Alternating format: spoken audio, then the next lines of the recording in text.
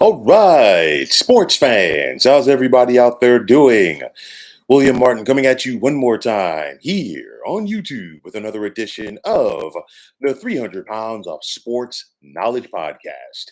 The New York Football Giants have only had a lead for 19 seconds in their first two games of this NFL season, but somehow they are 1-1. After laying an egg last Sunday night at home against the Dallas Cowboys, as the Giants lost 40 to nothing, the Giants carried some of that stink with them when they went to the desert today to face the Arizona Cardinals. The Giants just played uninspired football for the entire first half against the Cards, and subsequently they went to the locker room on the wrong side of a 20 to nothing score.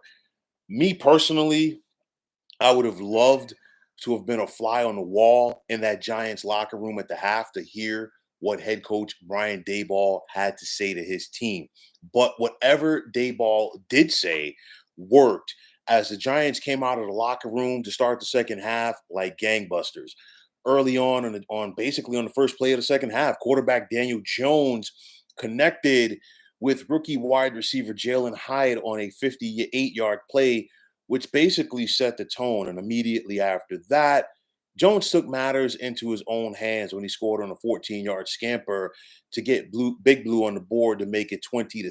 The Giants defense still didn't have any answers for the Cardinals in the third quarter, but at this point, their offense was in gear as they put together another touchdown drive, which culminated in a 1-yard touchdown score by running back Saquon Barkley. But in the fourth quarter, the Giants defense was finally able to start dialing up some pressure on Arizona quarterback Josh Dobbs as they started to make him look like the career backup that he is.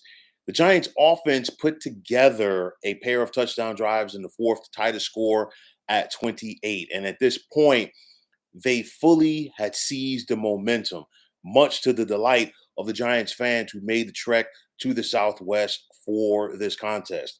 Now, New York's defense was not done there as Wink Martindale's unit was in rhythm as they continued to put the clamps on the Cards offense and they gave the football back to a more than willing Daniel Jones, who at this point had drank his invisible juice to help fuel this Giants comeback. Jones led a late drive to get the Giants in the field goal range for Graham Gano. And with 19 seconds left in this contest, Gano connected on a field goal to give the Giants their first lead of the season. The Giants would go on to win today 31-28 for one of their most improbable wins in franchise history, which was also a season saver. The Giants were staring right down the barrel of beginning this season 0-2, and it would have been an uphill battle. It still could be an uphill battle, but look at it like this. Everybody else in the NFC East is 2-0 to begin this season. And of course, the Giants technically are a game down after losing at home last week to Dallas. And then you would have been facing the fact, and you're still facing the fact that you got to go to Santa Clara on a short week this Thursday night to face a darn good San Francisco 49ers team. Now, credit to the Giants because they were able to answer the bell in the second half after laying that egg in the first half today. And, again, you just have to wonder if any of what happened on Sunday night carried over for the Giants in this game because the Giants came into the season with high expectations. The Giants took the field last Sunday against Dallas with high expectations, and they were never able to recover in that contest after that blocked field goal to begin the game. They got run back for a touchdown. You look at it through 6 quarters of play to begin the season, the Giants have been outscored 60 to nothing. And one thing that we've seen in the short time that Brian Daboll has been the head coach of the Giants is he knows about making adjustments. He knows about getting his guys up. You think back to begin last year against the Tennessee Titans, the Giants were down big early in that one before making that improbable comeback in the second half to win that one.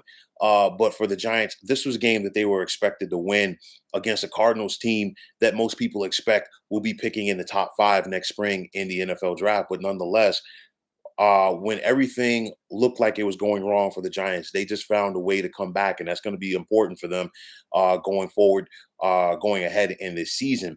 Now, for Saquon Barkley, what is his status going to be after he was carried off the field with an ankle injury? Uh, you would think typically the way it looked, I would say maybe a game or two. I really don't see the Giants needing to rush him back out there on a short week. I know that Saquon's probably going to say he can go, but the bottom line is you've got to, an ankle is always very difficult. It's tough to really figure it out, how it's going to heal X, Y, and Z. And then you're asking him, a guy who obviously he's a running back, but then also on top of that, it's all about the cuts and the jukes and the spins and all that other stuff. And it's going to be very tough to go out there and do it on one leg against a very good 49ers defense. So, for the Giants, I would imagine Saquon's going to be down for Thursday night. Then on top of that, I would imagine that the Giants are going to stay out on the West Coast because you figure with the late game today and then having to travel back east and then come back west for a short week, I would imagine that the Giants will be someplace on the West Coast as they get themselves prepared for the 49ers on Thursday night. But again, Brian Dayball, credit to him and his bunch. And I'll say it like this, there are some people who want to question some of the things that Brian Dayball and Joe Shane, the Giants general manager, have done so far. It's piece by piece as far as changing the culture. It's piece by piece as far as building things, and you're seeing that effect. And sometimes it takes time. And I mean, listen, again, credit to Brian Dayball and Joe Shane because you figure last year nobody expected anything from the Giants. Not only did they finish with a winning record for the first time since 2012, they also got to the postseason and they won a playoff game, and they're looking to build off of that. So they found a way to win. I know that the Cardinals are not expected to be a good team this year, but nonetheless, you do not apologize for winning in the National Football League.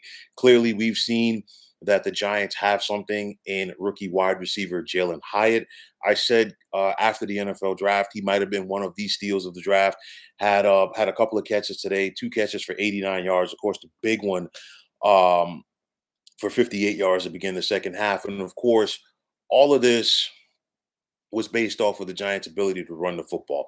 The offensive line did better today. They did better blocking and protecting for Daniel Jones. I know he had the one interception that came off the hands of Saquon Barkley, but he played better as well. The Giants were able to run the football. And I know about all of the skill people that the Giants have at the wide receiver position. You bring in tight end Darren Waller. But the Giants, it's still predicated on their ability to run the football and run the football effectively with number 26, which his status right now, I do believe, is going to be in question for Thursday night. But nonetheless, their ability to run the football today set up a lot of play action, made things come more comfortable for Jones in the second half, and the Giants were able to seize that momentum and run with it. Daniel Jones overall was 26 of 37 passing today for 321, a pair of touchdown throws, and of course, the pick that went off the hands of Barkley. But you look at it overall, Jones also had 59 yards on the ground, and that's what he does. I mean, you limit those runs that Jones has, but you know what? You still make them effective runs. And that's what the Giants are able to do today as they won. So for the Giants, like I said, it's a very short week as they take on San Fran. And this is a daunting schedule coming up because after they take on San Fran, they're back home for week number 4 on Monday night against the Seattle Seahawks. They then have a pair of road games against AFC East foes. First in week number 5 against the Miami Dolphins, and then with the Buffalo Bills on Monday Night Football in week number 6 before they host the Washington Commanders at home in week number 7. So again, this definitely was a season saver if you're the Giants. For the Giants, if they're going to go out there and beat the 49ers this Thursday, I'll tell you like this, they have to play a lot better than they did obviously against Dallas, and they have to play a lot better than they did against the Arizona Cardinals. Because I'll tell you like this, if you spot the 49ers a 20 to nothing lead in their place at the half, you ain't coming back to win. I'll tell you that much right now. But of course, the 49ers have much more talent on the offensive side of the ball with the likes of George Kittle, Christian McCaffrey, Brandon Ayuk, and of course, Debo Samuel. And then, of course, that ferocious Niners pass rush that can be very relentless at times, which is led by the All-Pro Nick Bosa. So the Giants definitely need to find a way to start fast. They need to find a way to dictate things in the trenches on both sides of the football. And I'll tell you like this: the Giants' offensive line had their issues with the Dallas pass rush this last Sunday night in the 40 to nothing loss. They're going to have some issues probably with this 49ers pass rush as well. But nonetheless, the Giants got a much needed win today against a team that they were supposed to beat. And credit to them for coming back. Now let's see if the Giants can build off of this and do something as the season progresses. So, folks, that is going to wrap it up. And as always, I want to take this time out to thank you for tuning into the 300 Pounds of Sports Knowledge podcast here on YouTube. I want to take this time out to thank all of you fine folks out there for tuning in. And if you have not already, please feel free to subscribe to this channel. Now, if you're on the X, formerly known as Twitter, please feel free to follow me at 300 Pounds of Sports. And like I always say, if you follow me, it'll be my pleasure to follow you right back. There's also the sports discussion group on Facebook at the Sports Depot 365. Now you can check it out, drop a line, and be a part of one of the better sports debating sites going on social media. So once again, fine folks, my name is William Martin, and I am signing off. And I'm saying take care and have yourselves a wonderful day.